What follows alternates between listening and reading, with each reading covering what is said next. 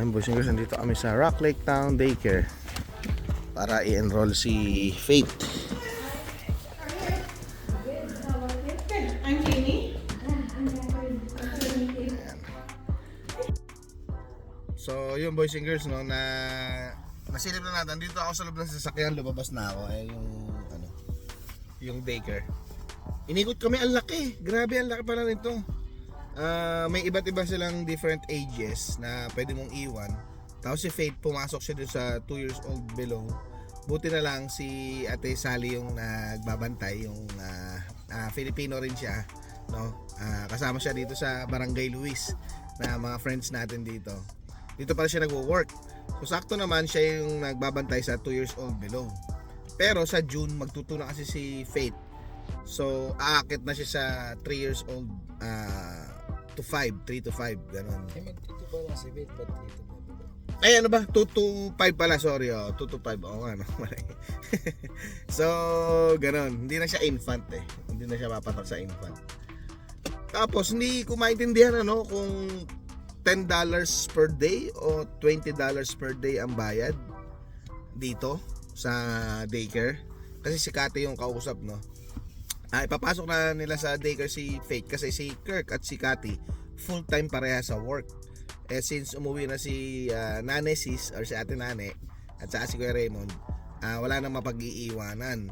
Kami naman ni Ona ay bumalik na rin ng Alberta. Kaya yun, iwan namin dito. Ay, ano ba? Mali, sinabi ko bumalik ako Alberta. Pero hindi, yung vlog na to ay mapaparod yun naman, nasa Alberta na kami. So Calgary na daw sila tita namin. 7 po. So yun, dumating na daw si Nanay sa Calgary ngayong 7:45. Okay. Ayun, buti naman at safe landed sila. Papunta sila ng US bago sila umuwi ng Pilipinas. And yun nga, maganda talaga, boys and girls, pag halimbawa may kamag-anak kayo na may iwan sa bahay para hindi na i-daycare. Pero alam niyo ba, may advantage din naman pag dinaycare nyo rito. For me, parang nakikita ko kasi ang daming mga kids, ang daming mga teachers, siyempre may mga activity sila. Mas natututukan yung bata, mas nasasanay sa tao.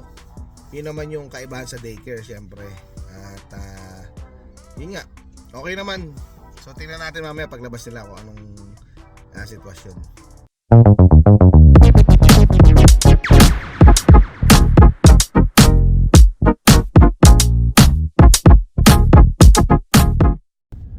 Anong balita? Anong sabi dun What's sa up, loob? boys and girls? It's your sis, Kate sis. Magkano yung Galing magkano? kami dun sa daycare dito sa Pilot Mount. Bali, ang ano daw nila, bayad, $10 per Day. day. O, basta lumagpas ka ng 4 hours, ano na yun, 10. Pero pag halimbawa, 4 hours, ano lang, pababa, 5. Okay. Sulitin na natin, 10. Doon tayo. Ngayon yung sabi mo kanina, libre gatas, gano'n? Oo, sabi nila, tinanong ko kasi kung magdadala ba ako ng milk, ganyan. Sabi, provided naman daw. Kung homo milk yung iniinom niya, sakto homo naman. Ano yung home at saka yung... Yung 3.20, yung ano, Yung nasa yung galon. nabibili lang sa ano, sa... Tapos yung may pagkain. add na 250 pag halimbawa papakainin mo siya. Ganyan. Ano yung mga pagkain naman nila? Mga May graham? menu sila eh. Hindi graham, ano di ba? Oo, may fruit salad, may Oo. muffins, may... Celery, oh. Canadian. Matututo pang kumain. Dapat napunta ka sa Pilot Mount, hindi na lang doon sa daycare sa Crystal City. Sa Crystal City kasi sabi, ano daw, nasa waitlist kami. Puno. Pero kung tutusin, mas malapit yun. Parang walking distance lang. Mas okay sana. Pero dito kasi, pwede na daw mag-start ng, Ilang oras yung namin pwede yung binigyan. drop-off? Ang drop-off, mag-start ng 7. Tapos pwedeng pick up Pero open sila ng 6 a.m. to 6 p.m. Tapos yun. Ayun. Ayos. Pwede. Solve Kasi ang problema. umuwi na, sino yung umuwi na? Umuwi na si Nane Sis eh. Kaya wala nang magbabantay kay Faithy. Di kakanta rin sila doon. Ang bebe namin, si baby. Ang pet-pet na. Okay. Ayan, sige. Ayun o, si Pate namimili na. Dito kami sa McDonald's Boys and Girls sa Morden para mag-breakfast yung mga bata. So nga lang, gusto pala nito mga nuggets. Kaso wala pa. Kailangan i-celebrate to kasi papasok na sa school to. Si Pate na Pate. Hi, Faith! Ayan na, Boys and Girls, let's eat.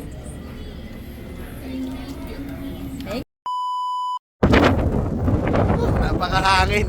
Ewan ko, dinig nyo. Ayan, Sharp Tooth Adventures. Naghahanap kasi si Cathy ng pambata eh. So, na-search namin to. Meron pala rito. So, how much? There you go. Boys and girls walk over there. Ah, maganda doon. Yeah. Wow, it's big. Wow. Boys and girls, nung bata kami na kami, ganito kami sa bahay. Dance Dance Revolution. Tingnan natin kung marunong pa ako. Kayo ni Cathy. Rose, hawakan mo si Faith. Kayo ni Cathy. Hawak pa, kalawak.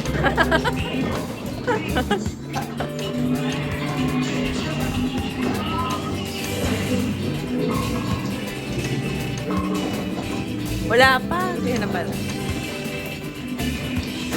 Easy lang. Hoy.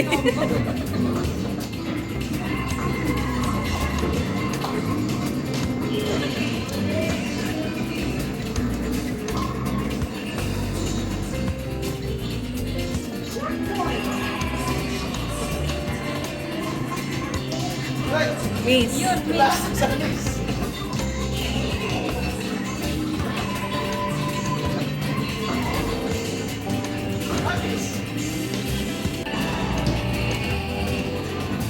Uy, dumadami.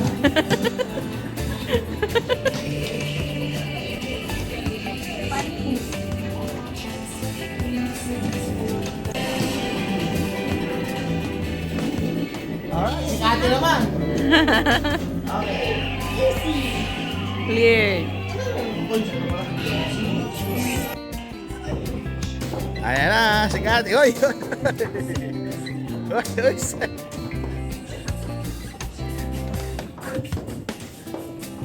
Let's go! Uy, umiilaw pa oh. Uy! Hop! Hey! Hey!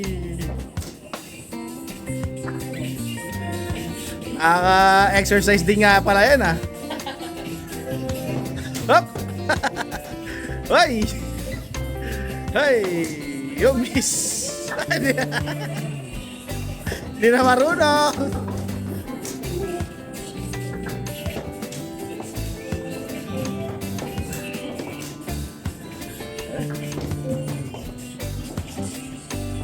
Hey!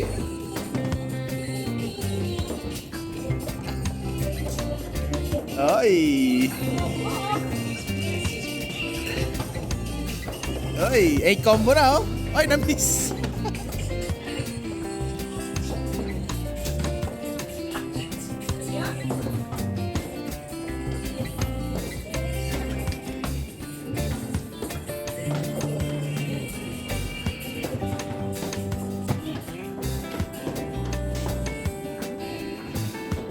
Yo! Go Naomi! Go! Ayan na, nagdadrive si Naomi. Oh, mababangga yata. Hi! Silly, isa-isa lang? Caitlin. What? Pangalawa na natin pa. Paano meron pa? I didn't get one. 2, 3, go!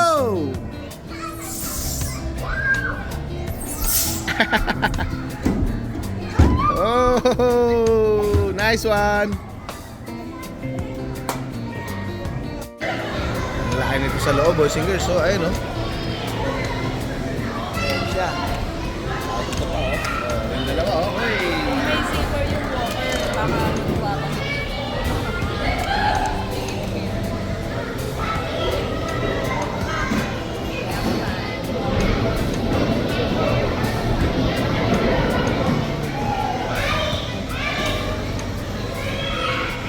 Siyempre, boys and girls, bago ako bumalik ng Alberta, hindi pwedeng di tayo dadaan dito kina Pastor Prony at kay Pastora Sara.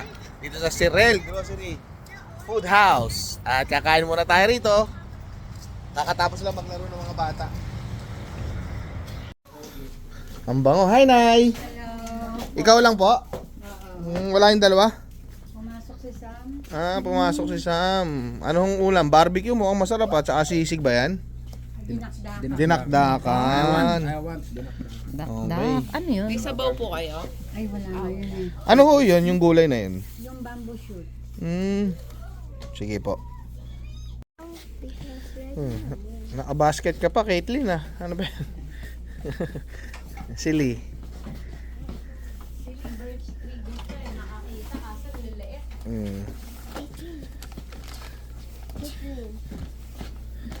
What's this? Ayan, dito kompleto boys and girls oh. Mga ulam. Birds tree, where's the birds tree? Lee? Let me see. The small one.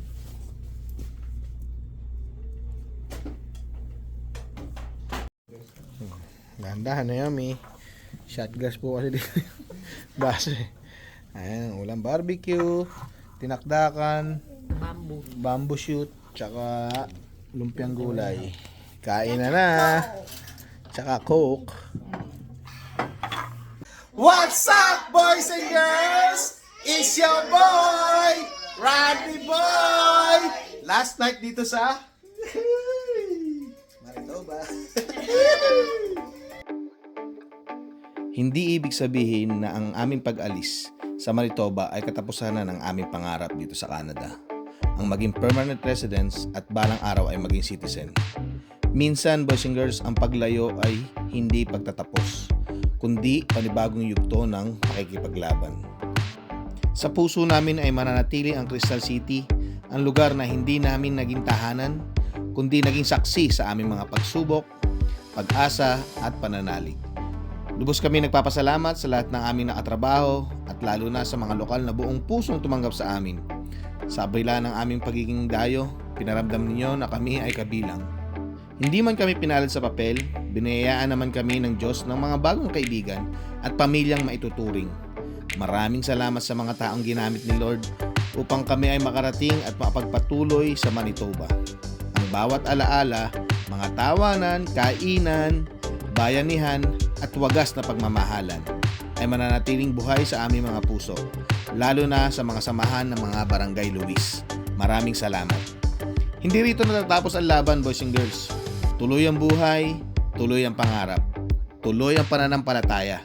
Sapagkat sabi nga ni Lord sa Jeremiah 29:11, "For I know the plans I have for you, declares the Lord, plans to prosper you, not to harm you, plans to give you hope and a bright future." At sabi nga sa Philippians 4:13, "I can do all things through Christ who strengthens me." Kaya sa lahat ng mga tulad naming TFW dito sa Canada, kapit lang, magtiwala sa Diyos, sundin ang kanyang mga utos at huwag bibitiw. Hindi niya tayo pababayaan, boys and girls. Sa huli, lahat ng ito ay para sa kanyang ikakalwalhati. Maraming salamat ulit sa buhay niyo, Raquel, Boss Marvin, sa Tia Lily, at sa Tio Cesar. Lalong-lalo na salamat sa mga taga-Barangay Luis na aming naging pamilya at naging parte ng aming buhay. Mamimiss namin kayo lahat. Ingat kayo lagi and God bless you more. Maraming salamat Crystal City. Maraming salamat Manitoba. Babalik kami para pumasyal. Hanggang sa muli, boys and girls. Ingat kayo lagi. God bless!